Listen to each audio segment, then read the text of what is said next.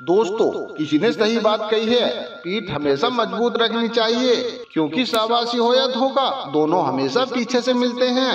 एक व्यक्ति जो किसी के साथ बुरा नहीं करता, जानबूझकर किसी को दुख नहीं पहुंचाता, जरूरत पड़ने पर लोगों की मदद करता है, अपनी सामर्थ्य के अनुसार गरीबों को दान देता है, पूरी श्रद्धा से अपनी पूजा पाठ भी करता है। लेकिन जब ऐसे व्यक्ति के साथ कोई अनहोनी या बड़ी दुर्घटना, अन्याय या कुछ गलत होता है, तो लोगों के मन में सिर्फ एक ही प्रश्न उठता है कि अच्छे लोगों के साथ आखिर बुरा क्यों होता है। तो आज हम इस प्रश्न का उत्तर जानने की कोशिश करेंगे और आज की ये कहानी आपको सिखाएगी अगर आपको जिंदगी में धोखा मिले तो हमें क्या करना चाहिए। इससे पहले कि हमारी इस कहानी में आप खो जाओ, हमारे चैनल को सब्सक्राइब कर लीजिए, वीडियो को लाइक और अपने दोस्तों में शेयर जरूर कर दीजिए। तो आइए दोस्तों, जल्दी से वीडियो को शुरू करते हैं। बहुत पहले की बात है, एक व्यापारी का नया नया प्रेम विवाह हुआ था। उनकी प्रेम कहानी की लोग मिसाल देते थे। उनका यह जोड़ा एक शानदार जोड़े के नाम से जाना जाता था। लोग कहते थे कि प्यार हो तो ऐसा हो। पूरे नगर में उनकी ही चर्चा चल रही थी।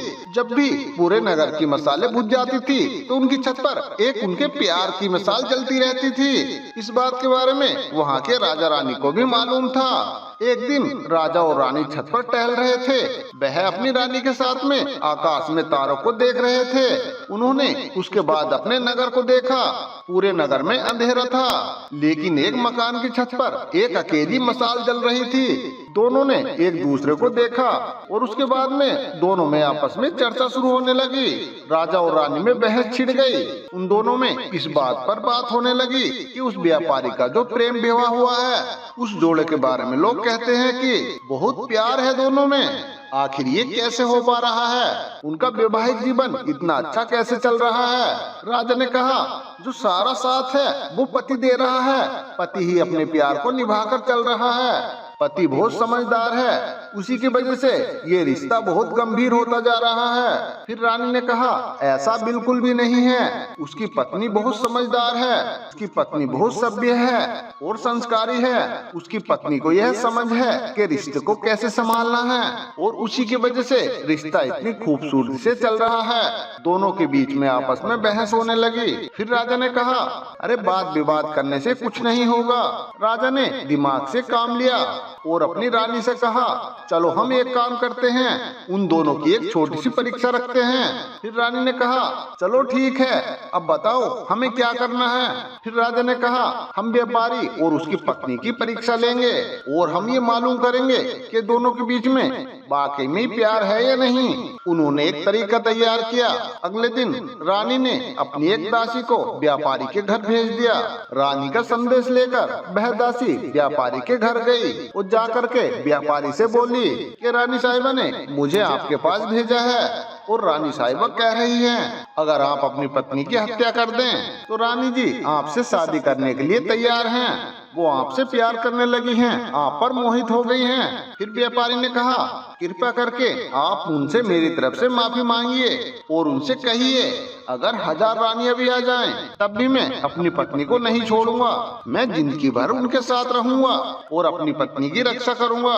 फिर वह दासी व्यापारी के संदेश को लेकर रानी के पास वापस आई और रानी से सारी बातें बता दी। अगली बार राजा की बारी थी। अब की बार परीक्षा थी उस व्यापारी की पत्नी की। फिर राजा ने अपने एक सैनिक को संदेश के साथ व्यापारी की पत्नी के पास भेजा।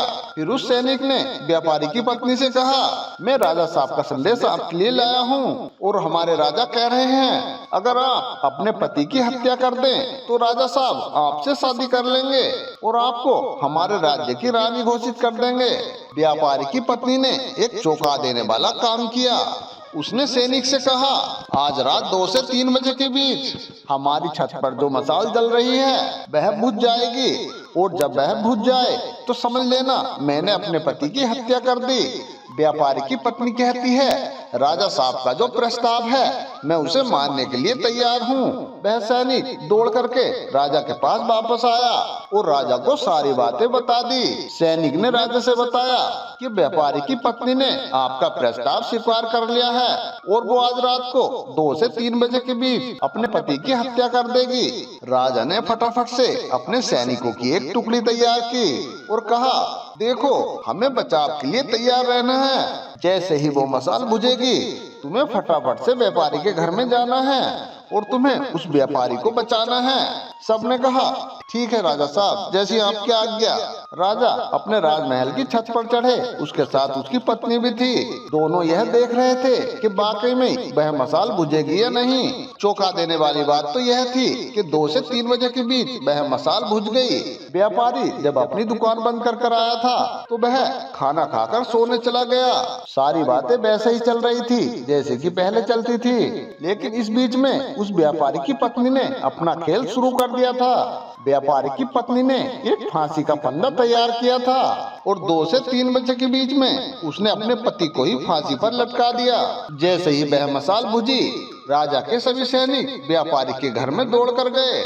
उन्होंने व्यापारी की पत्नी को तो गिरफ्तार कर लिया, लेकिन उस व्यापारी की जान को नहीं बचा सके। उस रात राजा को नींद नहीं आई। अगली सुबह राजा का दिमाग बहुत गर्म था, वह बहुत गुस्से में था। उसे अपने आप पर ही गुस्सा आ रहा था। आखिर ये क्या हो गया? उस राजा को महिला को देखने का मन नहीं कर रहा था। उस राजा को नारी जाति से ही नफरत हो गई थी। उसे लग रहा था कि सारी नारी धोखेबाज होती हैं। ऐसा नहीं करना चाहिए था। राजा बहुत ही ज्यादा गुस्से में था। जो उस राज्य का सबसे बड़ा मंत्री था, सबसे बुद्धिमान मंत्री था। राजा ने उसको बुलाया और कहा, सुनो, अभी मैं जंगल में जा रहा हूँ, लेकिन जब तक मैं शिकार करके वापस आऊँ तब तक हमारे नगर में जितनी भी महिलाएं हैं सबके गले कटवा दो, सबको फांसी पर लटकवा दो। ये मेरा आदेश है और ये आदेश आपको मानना होगा। वह मंत्री सोचने लगा, पता नहीं हमारे राजा को क्या हो गया। राजा घोड़े पर सवार होकर वह जंगल की तरफ चला गया। इधर मंत्री के होश उड़ रहे थे। उसको समझ नहीं आ रहा था आखिर राजा ने ये कैसा फैसला दिया है। हमारे राजा को महिलाओं से नफरत हो गई है। मंत्री को कुछ भी समझ में नहीं आ रहा था कि वो क्या करे। वह अपने घर गया और अपने बूढ़े पिता से कहा, हे पिताजी, हमारा राजा पागल हो गया है। राजा कह रहा है कि हमारे नगर में जितनी भी महिलाएं हैं, जितनी भी नारियां हैं, उन्हें खत्म कर दो।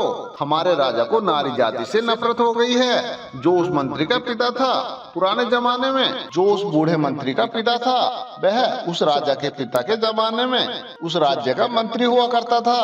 फिर उस बूढ़े बाप ने कहा, अरे बेटा, एक काम करो, सबसे पहले तो तुम छुप जाओ, क्योंकि राजा आएगा तो गुस्सा तुम पर ही निकालेगा।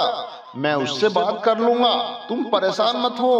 उसके बाद जब शाम को राजा वापस आया तो उसने देखा उसके नगर में वैसे ही महिलाएं घूम रही हैं, जैसे कि पहले घूम रही थी। उन्हें देखकर उसका गुस्सा और बढ़ गया। उसने अपने राजमहल में मंत्री को ढूंढा, लेकिन मंत्री वहाँ नहीं मिला। तो फिर वह राजा उस मंत्री के घर पहुँचा। उसने घर जाकर पूछा तो पता चला कि मंत्री वहाँ भी नहीं था। फिर राजा ने उस मंत्री के बूढ़े पिताजी से कहा, कहाँ है तुम्हारा बेटा? अगर वो मुझे मिल जाएगा तो सबसे पहले मैं उसी का सर धड़ से अलग करूंगा।